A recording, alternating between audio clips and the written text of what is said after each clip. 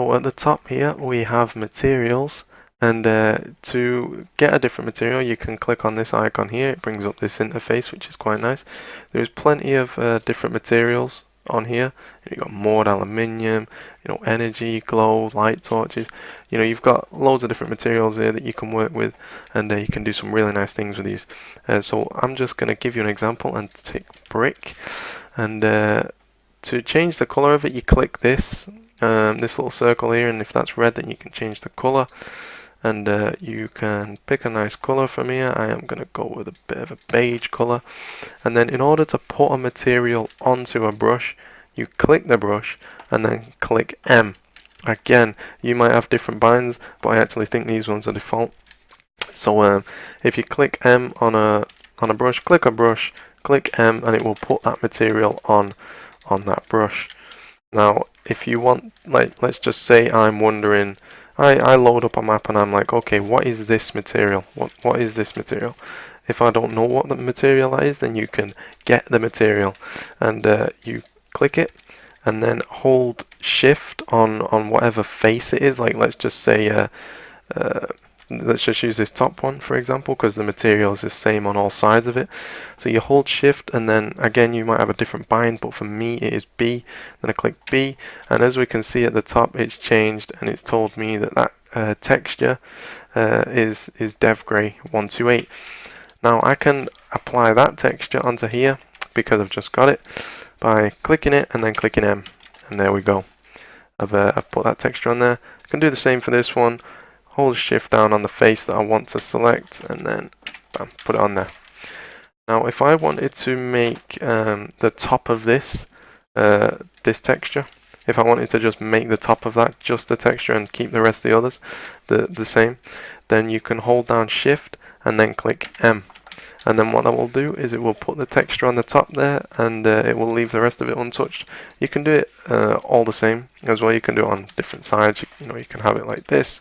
So 3 of the sides are a texture, and then the others are a different one. You can also again just click on the thing and then press M, and it will set the entire thing as that texture all the way around. That is getting materials and setting materials. Edit the skyboxes in Reflex. You can edit that, and the way you do that is you click a brush, and then you have you scroll down here and you have this big menu. You have the clouds and you have the skybox. So you can change this. You can change the time of day. You can change the angle of the sun, as you can see with that shadow there. The shadow's moving because of changing the angle of the sun. You can set it to midnight. You can set it to midday. You can change the color of the sky. You can change it purple if you fancy. You can change it yellow, change it however you fancy basically. I am gonna leave it all default. Oh, I went too far back there. You know what, we'll leave it that. We'll have a purple sky. Why not? So there we go, we'll have a purple sky. You can change the clouds as well. You can there we are, there's the clouds. You can set coverage to 1, which will make the clouds very, very thick, basically like fog. You can set them lower so that you can barely see them actually there. Let's set the roughness to 0.7. There we go. Now we can see some clouds. So basically you can do some really nice things with the skybox.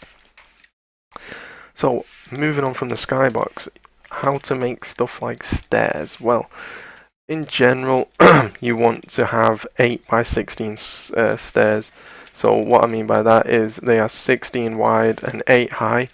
The width of them, like the length, the width should be 16 and 8 high.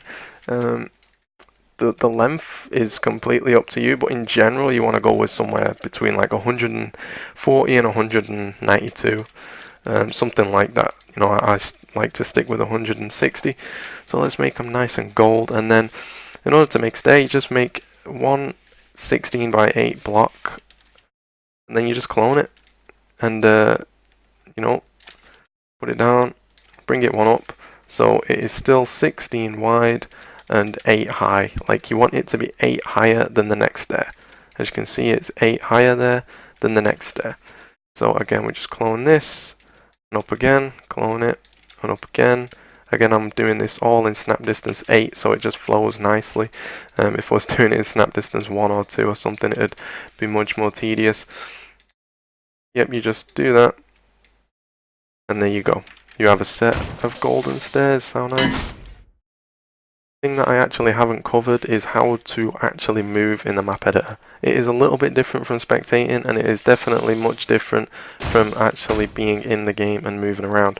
The way you do it is you basically hold down mouse 2 and you can then look around. That is what you use to look around, is mouse 2. If I just move my cursor like this, I'm not going to do anything.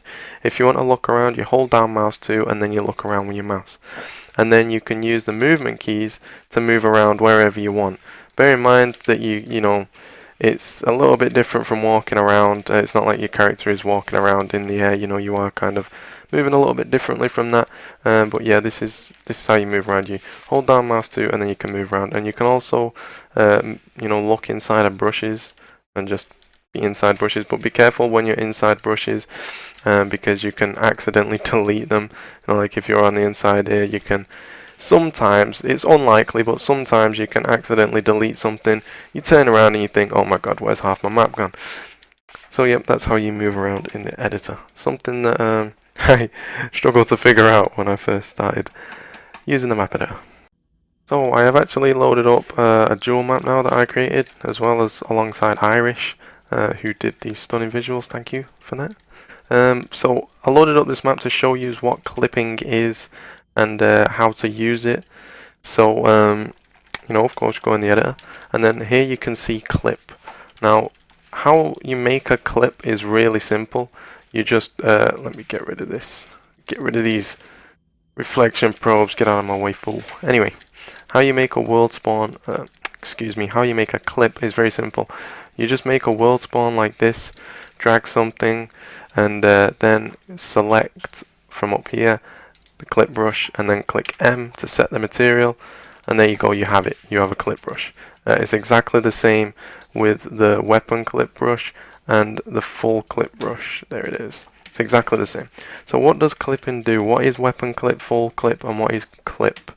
So clip means that I cannot walk through this because there's a clip there. I can't walk through that, but I can shoot through it. Now that's the difference there, is I can shoot through it like this, but I cannot walk through it. Now if we change this to a full clip, that means that you cannot walk through it and that you cannot shoot through it either. See? Can't walk through it, can't shoot through it. So, if we set this to a weapon clip, what that means is that it will stop me shooting through it, but I can walk through it. See how I can't shoot through that, but I can walk straight through it and through the map. So if you have if you know you want people to still shoot through stuff like this, but you don't want them walking out the map, a clip. If you want something like this, where you don't want anyone walking you don't excuse me, you don't want anyone walking through there, and you don't want anyone shooting through there, full clip. If you don't want someone shooting through something, but you want someone walking through something, such as static discharge, let me show you quickly. Such as this, where you can't shoot through it, but you can walk through it, then a weapon clip. We are back on Outlast, and I'm going to teach you how to make teleporters and jump pads. So you need to have something to represent your teleporter, to clearly tell the players, look, this is a teleporter. Once you have that, you just select a teleporter from the drop down menu, there it is, and then you place it in front of your thing that is representing your teleporter. Now you need to give it a name. So I'm going to give it a name, Tele 6, okay. Now if I want it to go somewhere, which I do, I want it to go over here, I need to make a target so that the teleporter knows where to send me. Okay, so I'm going to call this target the same name that I called the teleporter. Now it's also important to have this cylinder halfway in the floor, because if it's not, then you'll just your feet won't hit the floor when you come out of the teleporter, which makes for clunky gameplay, and you also can't do teleporter jumps. So make sure that that cylinder is halfway in the floor. Now, how to do a jump pad. Similar to the teleporter, you draw a jump pad wherever you want it to be, and then you give it a name. We'll just call it JP6, and now we need somewhere that we need to tell the jump pad where we want to go, and we do that by putting a target down and then calling it the same name as the jump pad, so it knows where to send us. JP6, like that. There we go. So thanks for watching, lads. It's a map editor tutorial, you know, all the basics, everything that you need to know for the basics, nothing too advanced, and hope you enjoyed, and I will see you later.